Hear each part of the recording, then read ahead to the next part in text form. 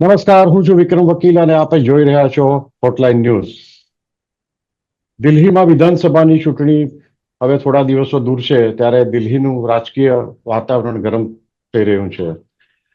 મુખ્ય ત્રણ પક્ષો છે: આમ આદમી પાર્ટી, કોંગ્રેસ અને ભાજપ.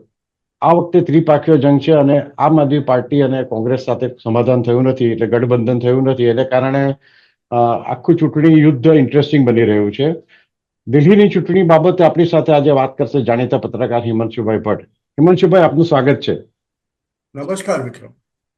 હિમાંશુભાઈ, દિલ્હીની ચૂંટણી એટલા માટે વધારે ઇન્ટરેસ્ટિંગ છે અને આખા દેશ આખાના લોકોને રસ છે કારણ કે આમ આદમી પાર્ટીનું ભવિષ્ય આના પર નિર્ભર છે. અરવિંદ કેજરીવાલ, મનીષ સિસોદિયા બધા લીકર કૌભાંડને કારણે જેલમાં ગયા, ત્યાર પછી જામીન પર છૂટ્યા છે અને હવે દિલ્હીમાં મતદારોના દ્રષ્ટિએ એ લોકોની ઇમેજ થોડી ડાઉન થઈ ગઈ છે અને એ માટે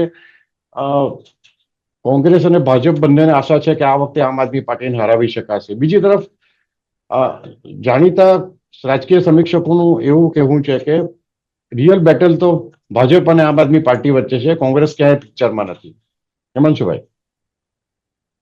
વિક્રમભાઈ, તમારી વાત બહુ સાચી છે. તમે જે કહ્યું ને કે રિયલ બેટલ આમ આદમી પાર્ટી અને ભાજપ વચ્ચે છે, કોંગ્રેસ ક્યાંય પિક્ચરમાં નથી. એનું કારણ છે કે છેલ્લી બે વિધાનસભાની ચૂંટણીઓમાં કોંગ્રેસ પોતાનું ખાતું ખોલાવી શકી નથી. હવે ગઈ ચૂંટણીની વાત કરું તો કોંગ્રેસને ખાલી 4.6% વોટ મળ્યા હતા. કુલ વોટિંગ થયું એના 4.6% એ તો બધા ઉમેદવારોની ડિપોઝિટ બી જપ્ત થાય. આમ જોઈએ તો જો આ જ સ્થિતિ રહે તો સ્વાભાવિક છે કે જે રાજકીય નિરીક્ષકો કહે છે કે આમ આદમી પાર્ટી અને ભાજપ વચ્ચે જંગ છે તો બરાબર છે. પણ અત્યારે જે રીતે તમે જોઈ રહ્યા છો, એક લોન વોરિયર જેને કહીએ કોંગ્રેસની માટે, સંદીપ દીક્ષિત, શીલા દીક્ષિત ના બેઠા. હવે સંદીપ દીક્ષિત જે રીતે ત્યાં પ્રચાર કરી રહ્યા છે, છેલ્લા કેટલાક દિવસનો જાયજો લોકોને આપી દઈએ આપણે તો ત્યાં આગળ કેટલીક સીટો બહુ મહત્વની થઈ જાય છે અને 2 કે 3 પ્રકારના રિઝલ્ટ આવે તો શું થાય અને કેમ આવું થઈ રહ્યું છે. પરસેપ્શનની જે લડાઈ છે તે લડાઈ કઈ રીતે લડાઈ રહી છે તે જાણવું બહુ રસપ્રદ છે. એટલા માટે કે ખાલી નાનકડું સ્ટેટ છે, મર્યાદિત સ્વાયત્તતા છે, કેપિટલની સાથે આવેલું છે અને ખાલી 70 બેઠકો માટે અરવિંદ કેજરીવાલ જાણે આખા દેશના નેતા હોય એ રીતે 10 વર્ષ બૂમ કરતા રહ્યા. અત્યારે જોઈએ તો લોકસભામાં એમના કેટલા સાંસદો, દિલ્હીમાંથી કેટલા સાંસદો લોકસભામાં, હા, રાજ્યસભાની વાત નથી કરતો હું, પણ લોકસભામાં એમનો દિલ્હીમાંથી એક બી સાંસદ નથી, કોંગ્રેસનો બી નથી. એટલે છેલ્લી 3 ચૂંટણીઓમાં દિલ્હીની પ્રજા બહુ સ્પષ્ટ હતી કે જ્યાં રાષ્ટ્રીય હિતની વાત આવે ત્યાં આગળ ભાજપને જ વોટ આપવો. એટલે ભાજપનો મત ક્યારેય કુલ મતદાનના 52%થી નીચે ગયો નથી. પણ એ જ મતદારોએ છેલ્લી 2 ચૂંટણીમાં આમ આદમી પાર્ટીને સ્થાનિક શાસન માટે, સ્થાનિક પ્રશાસન માટે, એટલે આપણે જેને સુરત મ્યુનિસિપલ કોર્પોરેશન કહીએ એવી રીતે દિલ્હી મ્યુનિસિપલ કોર્પોરેશન, હવે એના માટે એમણે આમ આદમી પાર્ટીને ચૂંટી. ત્યાં એમસીડીની ચૂંટણીઓ જે થઈ મ્યુનિસિપલ કોર્પોરેશન ઓફ દિલ્હીની, ત્યાં પણ આમ આદમી પાર્ટીનો મેયર. હવે આની પાછળના કેટલાક કારણો છે, પણ અત્યારે એ કારણો ધ્વસ્ત થઈ રહ્યા છે એક પછી એક. કેમ કે કેજરીવાલ ગઈ વખતે જ્યારે છૂટ્યા ત્યારે એમની ચૂંટણીની પ્રોમિસ શું હતી કે હું 5 વર્ષની અંદર યમુનાને ચોખ્ખી કરી નાખીશ. પહેલી વસ્તુ એ નળે નળમાં દરેક ઘરના નળમાં પાણી આવતું કરી નાખીશ. દિલ્હીમાં જે કચરાઓના ઢગ પડ્યા છે તેને દૂર કરી નાખીશ. ઢગ દૂર કરવાની વાત તો બાજુ રહી, બાજુમાં બીજો ઢગ થઈ ગયો. પ્રદૂષણ દિલ્હીનું એકદમ ખતમ કરી નાખીશ. અત્યારે તમે આ શિયાળાના સમયમાં જુઓ તો દિલ્હીમાં હવા શ્વાસ લેવા જેવી નથી, ઝેર રોકે છે. એક્યુઆઈ એનો એટલો બધો ઊંચો છે, 400 450 ઉપર થઈ જાય. આપણા સુરતની અંદર 250 થઈ જાય છે તો આપણે બૂમાબૂમ કરવા લાગીએ છીએ. યમુનાના પાણીમાં તમે ડૂબકી મારો તો સ્નાન કરવાની જગ્યાએ તમે બધી કાલી જે શરીરને લાગે બધી લીલ એ લાગે ને તમે બહાર આવો એવા પ્રકારનું પ્રદૂષિત પાણી થઈ ગયું છે. પંજાબમાં જે પરાળી બળાય છે તેનો ધુમાડો દિલ્હીમાં આવે છે. દિલ્હીના રસ્તાઓ ખાબડ છે. અરવિંદ કેજરીવાલ પોતે જાય છે બહાર તો એમ કહે છે કે હું તમારું આ એક કામ ન કરી શક્યો, દિલ્હીના રસ્તાઓને સારા ન કરી શક્યો, મને બીજા 5 વર્ષ આપો. હવે અહીંયા પરસેપ્શનની લડાઈ છે. અત્યાર સુધી શું હતું કે કેજરીવાલ પ્રોમિસ કરતો હતો, આમ આદમી પાર્ટી પ્રજાને પ્રોમિસ કરતી હતી કે અમે આ કરીશું, આ કરીશું, આ કરીશું. એટલે લોકોએ 1.55 કરોડ મતદારોએ એની પર વિશ્વાસ મૂક્યો. હવે આજ ગઈકાલે કેજરીવાલે એવું ક્યાંક કહ્યું કે ભાજપ આવશે તો ઝૂંપડપટ્ટીઓ ખલાસ કરી નાખશે. હા, એટલે પણ હિમાંશુભાઈ, આ જ મુદ્દો હું તમને પૂછવા માંગુ છું કે આ બે જ ભાજપ અને આમ આદમી પાર્ટી વચ્ચે મુખ્ય બે ઇસ્યુઝ છે, એ બાબતે ખેંચતાણ થઈ રહી છે. એક તો ઝૂંપડપટ્ટી વાળો, તમે કહ્યું એમ, ભાજપ એમ કહે છે કે અમે આ ઝૂંપડપટ્ટી વાળાને સ્થાને રીડેવલપમેન્ટ કરીને ત્યાં પાકા મકાનો આપશું, અને અરવિંદ કેજરીવાલ એમ કહે છે કે ઝૂંપડપટ્ટી ધ્વસ્ત કરીને બધાને રસ્તા પર લાવી દે છે. અને બીજો મુદ્દો છે અરવિંદ કેજરીવાલે જે 50 કરોડ ખર્ચે બનાવેલો શીશ મહલનો, એક તરફ ભાજપના પ્રચારમાં એમ કહેવામાં આવ્યું છે કે આ સોનાની બધા ઉપયોગ કરવામાં આવ્યો હતો બાથટબ માટે પણ, અને વગેરે વગેરે. અને બીજી તરફ આમ આદમી પાર્ટી વડાપ્રધાનના નિવાસસ્થાનને ટાર્ગેટ કરીને કહે છે કે એમાં કેટલો ખર્ચો થયો છે. આપ ઝૂંપડપટ્ટીની વાત કરતા હતા, હિમાંશુભાઈ. હા, ઝૂંપડપટ્ટીની વાત કરીએ તો હમ. ઝૂંપડપટ્ટીનો એક રેકોર્ડ તમે જુઓ ભાજપનું, કોઈ પણ રાજ્યમાં હોય. આપણા ગુજરાતનું જ ઉદાહરણ લઈ લો સાહેબ. સુરત શહેરમાં મને ખબર છે કે રિવરફ્રન્ટ ઉપર લગભગ 1 લાખની ઝૂંપડપટ્ટી હતી, 1 લાખ કાચા ઘરોની. આપણો જે મુખ્ય બ્રિજ કહેવાય તે સમયનો, સરદાર બ્રિજ અને નહેરુ બ્રિજની વચ્ચે, તે દૂર કરીને ભાજપે ઈડબ્લ્યુએસ બનાવ્યા. સુરત શહેરમાં કેટલા ઈડબ્લ્યુએસ બન્યા? મારી પાસે જૂનો આંકડો છે, આજથી 7-8 વર્ષ પહેલાનો. ત્યારે ઓલરેડી 1.25 લાખ લોકોને ઘર આપવામાં આવ્યા હતા. હવે ભાજપ જ્યારે અત્યારે અહીંયા દિલ્હીમાં કહે છે કે અમે ઝૂંપડપટ્ટીઓ ખલાસ કરીને લોકોને 25 મીટર અને 35 મીટરના ઘર આપીશું. 25 મીટર એટલે 1 બેડરૂમ, 35 મીટર એટલે કદાચ 2 બેડરૂમ થાય. હવે એના ઘર આપીશું તો એમાં ખોટું શું છે? લોકોએ 10 વર્ષ વિશ્વાસ કર્યો કેજરીવાલ ઉપર. કેજરીવાલે આપીશું એક પર એક લીકર ફ્રી, દારૂની બોટલ તમે એક ખરીદો તો બીજી ફ્રી મળે. એમાં લોકો વધારે દારૂ પીતા થઈ ગયા. મહિલાઓ દિલ્હીની આજે એમ કહી દી છે રસ્તા ઉપર કે દારૂની બોટલ ફ્રી આપવાની જગ્યાએ દૂધના પાઉચ, 500 મિલીમીટરના પાઉચ એક લઈએ ને એક ફ્રી મળતું હોત ને તો અમે કેજરીવાલને ખોબે ખોબે મત આપ્યા હોત. અને એમાં પાછું લીકર સ્કેમ થયું. સુપ્રીમ કોર્ટે પણ કહ્યું કે 438 કરોડની ગફલત થઈ છે અને આમ આદમી પાર્ટીને પાર્ટી બનાવો, કેસમાં આરોપી બનાવો. હવે જ્યાં સુધીની વાત લોકોની પાસે ચાલી ગઈ, એટલે આવા સંજોગોમાં જે કેજરીવાલ હતા, જેણે 2013-14માં ઇન્ડિયા અગેન્સ્ટ કરપ્શનના મંચ પરથી એમ કહેલું કે હું દિલ્હીનો મુખ્યમંત્રી બનીશ તો હું સરકારી ગાડી નહીં લઉં, હું મારી જે વેગનાર છે તેમાં જ ફરીશ.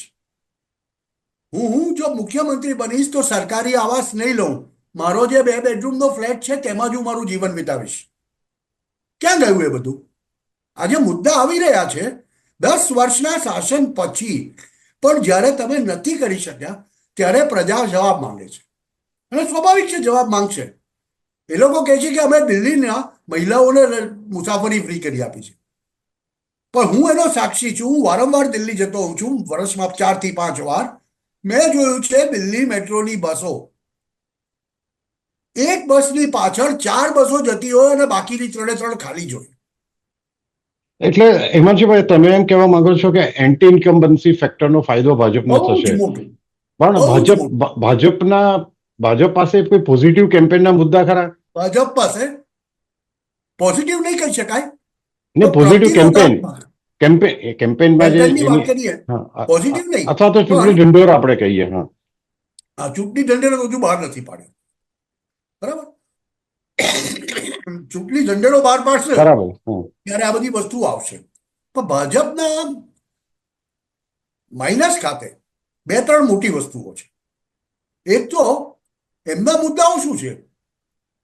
નરેન્દ્ર મોદીએ એમ કહ્યું કે હું 200 યુનિટ વીજળી ફ્રી તો નહીં આપું, પણ હું ઘરે ઘરે છાપરાઓ ઉપર સૌર ઉર્જા લગાવીશ.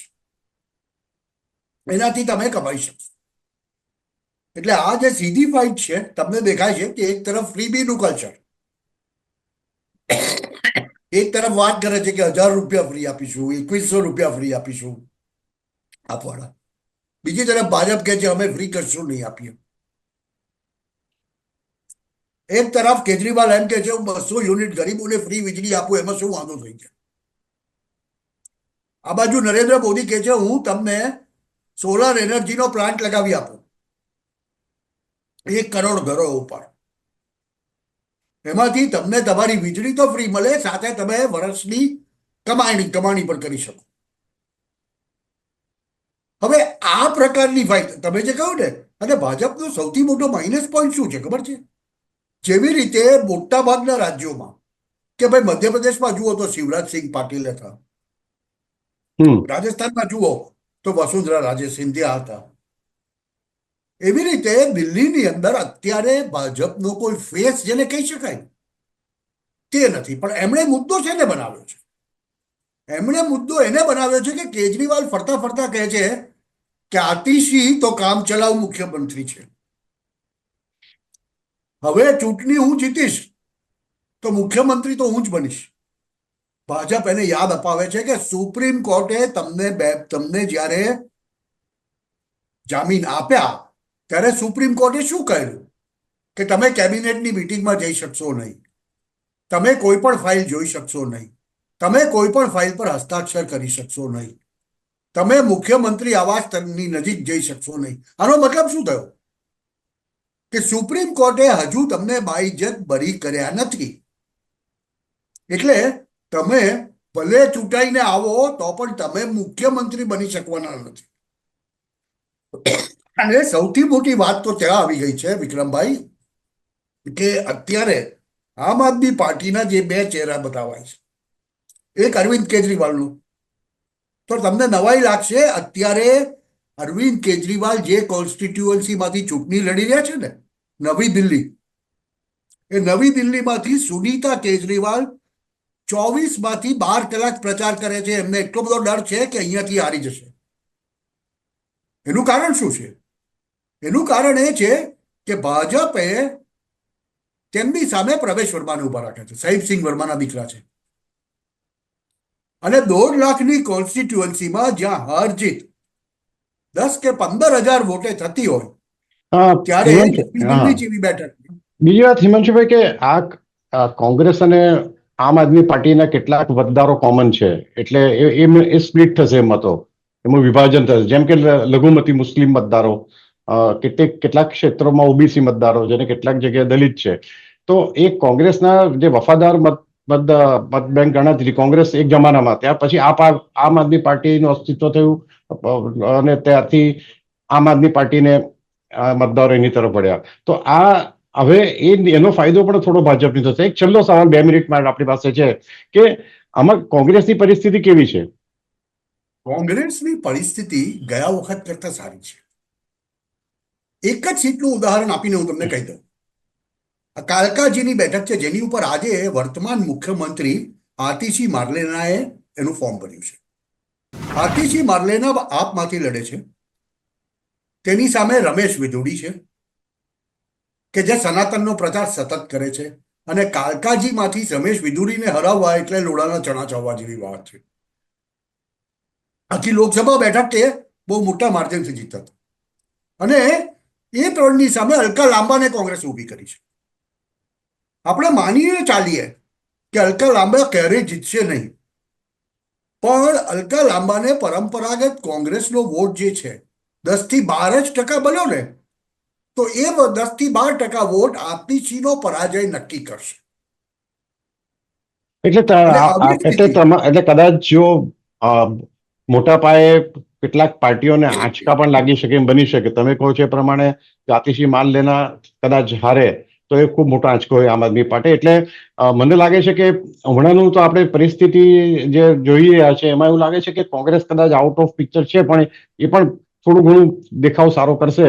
એક નાનકડી બાબત બીજી ઉમેરી દઉં. જી હિમાંશુભાઈ, એક જ મિનિટમાં. હા, અને એક જ મિનિટમાં એ બાબત એ કે ઓલ ઇન્ડિયા મુસલમાન AIMIM ઓએસીની પાર્ટી ત્યાં મજબૂતીથી મુસ્લિમ બહુલ ક્ષેત્રોમાં લડી રહી છે. કોંગ્રેસનું ખાતું ખુલે કે નહીં ખુલે એની તો હું ગેરંટી નહીં આપું, પણ એ ગેરંટી હું ચોક્કસ આપીશ કે એઆઈએમઆઈએમના 1 કે 2 વિધાયક જીતીને આવે તો મને કોઈ નવાઈ લાગશે નહીં. બરાબર છે. રાઈટ. બની શકે હિમાંશુભાઈ. થેન્ક યુ વેરી મચ હિમાંશુભાઈ, તમે અમારી સાથે જોડાયા બદલ. આવા પ્રકારના વિડીયો તમને જોવા ગમતા હોય તો હોટલાઇન ન્યૂઝ ચેનલને લાઇક, શેર અને સબસ્ક્રાઇબ કરો.